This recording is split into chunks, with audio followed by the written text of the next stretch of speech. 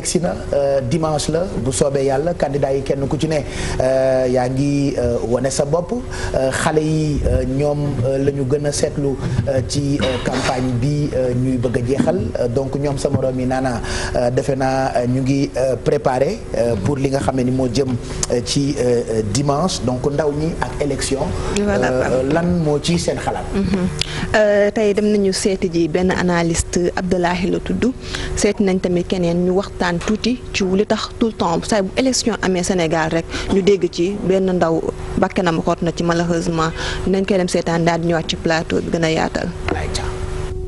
Violence électorale c'est quelque chose de vraiment déplorable c'est quelque chose ki nga xamante ni képp ku yàlla may baat ci dëkk bi war nga ci mën a prononcer. Pourquoi parce que fi mu jëmee nit yi ñun ñëpp xam nañ ko tey ma jox leen benn exemple bu ndaw en Côte d'Ivoire élection yi fa mujjee am y a eu 3000 morts ñu ne Laurent Gbagbo moo ko causé woon CPI jël ko jugé ko tëj ko condamné ko 5 ans après tey yéen a ngi dégg ñu ne dañuy libérer Laurent Gbagbo et Charles Blé Goudé ñi nga xamante ni ñoom ñoo nekkoon à l'origine des 3000 morts ana ñi fa deewoon tey fan la mujjee. Si on prend le cas de la Rwanda benn rajo bu tudd rajo Mills Collins moom moo indi woon génocide bi nga xamante ni y a eu des milliers disons même des millions de morts. Donc violence n'a jamais réglé quelque chose. Mais il faut d'abord commencer à dénoncer ce qu'on appelle la violence verbale. Tey jii bu fekkee ñi nga xamante ni ñoom ñooy idolu jeunes yi mooy ñi nga xamante ni ñoom ñoo tax ñuy génn di leen topp ci caravane yi les candidats su fekkee ñoom modéré wuñu seen langage su fekkee ñoom ñooy taxaw di ŋàññante seen biir loolu mooy indi lii tax ñuy inciter jeunes yi ànd ak ñoom aussi ñuy def violence loolu nekkoon introduction bis topp mooy jeunes yi aussi je pense qu'ils ne sont pas conscients. Nit ki ngay topp mu jël doomam yóbbu à l'étranger denc ko foofu noonu nit ki ngay topp njabootam famille am yëpp mu jël denc leen ba pare nekk ci biir 4x4 am taxaw di tàllal loxoom yow nga nekk ci mbedd mi di rayante vraiment je pense bien loolu il faut être inconscient à l'extrême pour di ko def. tey nag l'heure est grave moo tax vraiment ñu war a wax ak suñu morom yi ñu war a wax ak jeunesse sénégalaise bi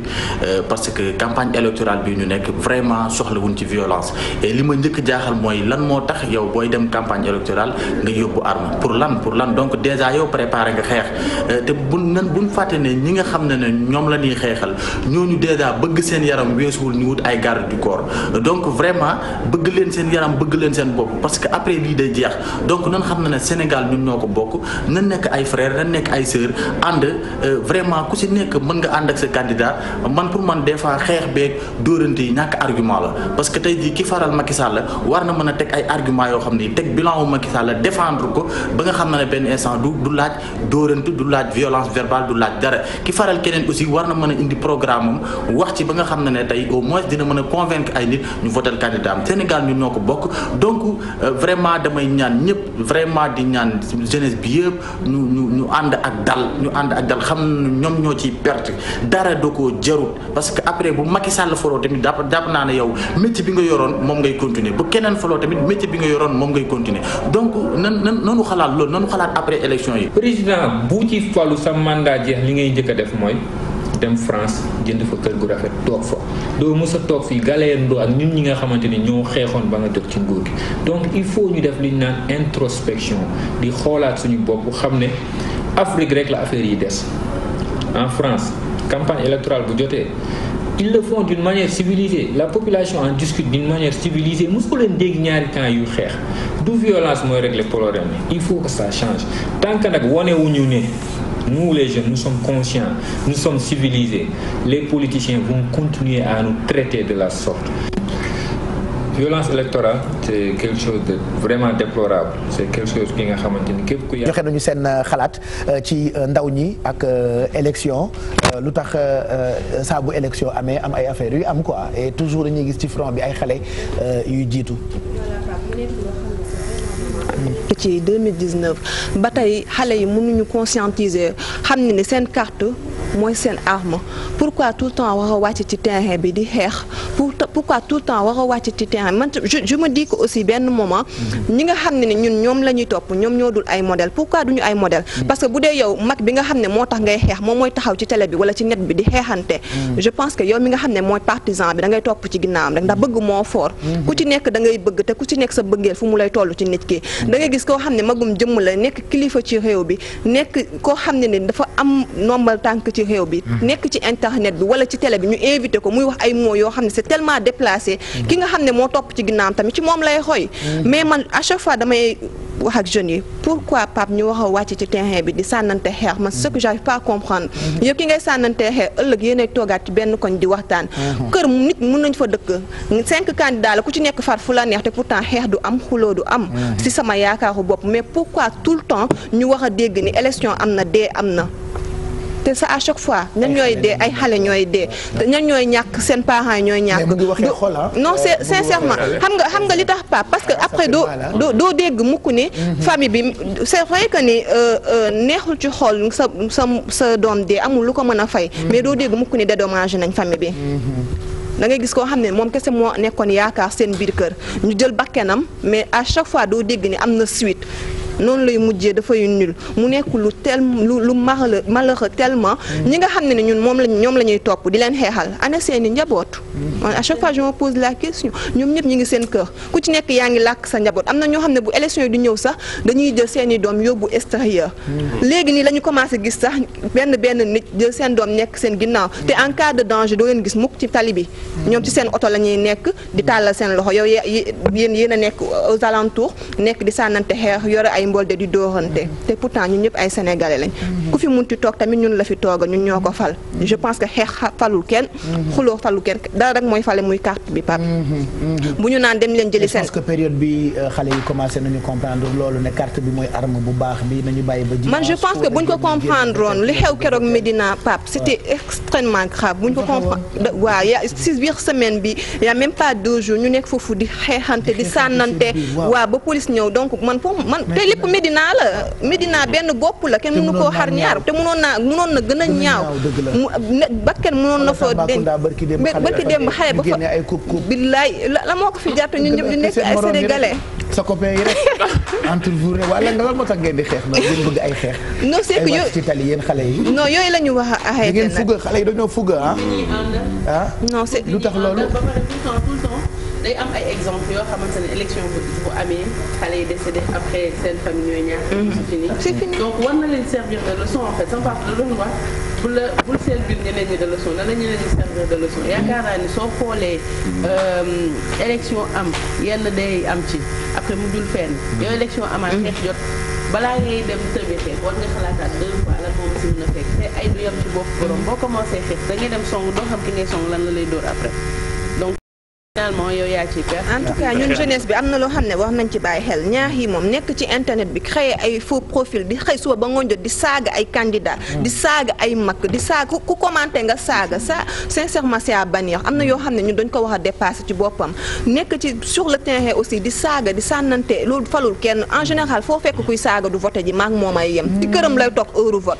foo fekk ku mën a werante tamit ñi nga xam ne ñooy voté en général ñoom fi ñuy li ñu war a xam nañ ko ba pare lu ñu wax a def xam nañ ko donc ñun ñi nga xam ne voté wuñu demuñu urne ñun ñooy toog ci internet bi di saaga wante di waxante lu ñaaw nekk sur le terrain ku romb ñu daggal la ndey di sànnante ay xeer genre affaire yooyu noonu donc mais jàmm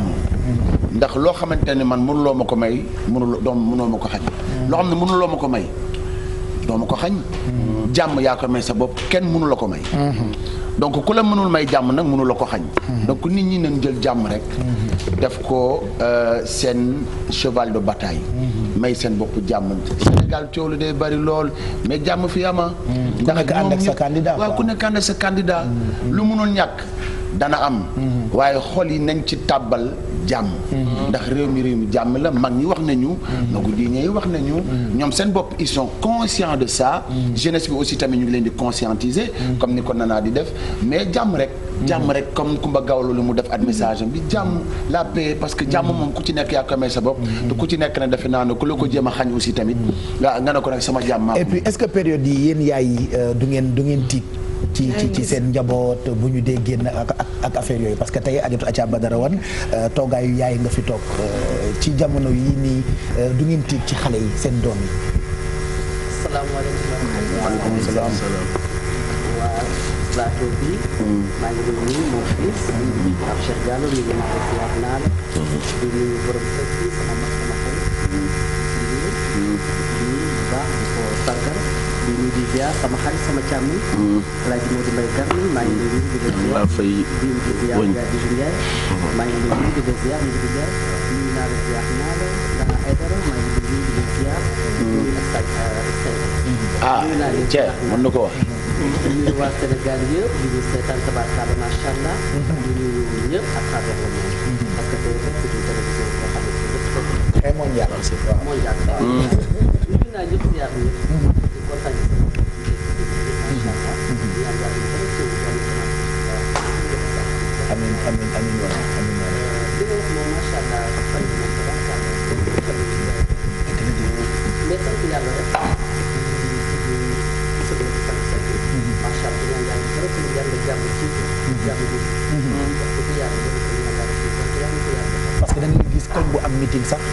bu xale yi génnee ci kër gi dem pour seetaan yi sax da ngay tiit. dëgg la loolu moom wax ko ci kaw. loolu moom dëgg la macha allah lii Nana Aïdara rafetlu kenn rafetlu ko. kenn rafetlu ko. mais xam ne lépp c'est nous dans nous. Sénégal suñu Sénégal la. politique bi dafay jàll temps bu gàtt la. ku nekk yaa moom sa carte yaay xool ku la nekk def voté ku jot histoire waaw loolu daal li ñuy ñaan ñëpp. et puis le 24 là ñu voté le 25 Mbay su mbëri daan bëree. dañ daan bëreel altine biñ koy waxtaani kon le 24 le 25 rek moo ko war a tontu. te Baye Cheikh dañu toll ci réew moo xam ni dañu war a civiliser dafa jot. c'est ça. te loolu li koy jotal mooy xale yi xam seen bopp. xale yi xam seen bopp mooy wax naa la rek ne Grand Dakar am na koo xam ne ki fii biñ ko gaañee ba léegi ca bés yooyu rek la autorité yi dawuñ ci moom. bi loolu passé gisatu leen. te nit ki bu fekkee ne am nga sa doom ci sa kër xale yi kenn mënu leen téye xale yi ñoo war a xam seen bopp xam fi ñu war a teg seen tànk ak fi ñu ko war a teg mais Baye Cheikh carte bi boo koy jox da ngay jox koo xam ne kii xam nga ne kii mi ngi lay defaral sa réew loolu moo jaadu mais recruter ay xale yow ci sa bopp yaa génn xaalis bi dem jënd ay jaas yu baree bari jox leen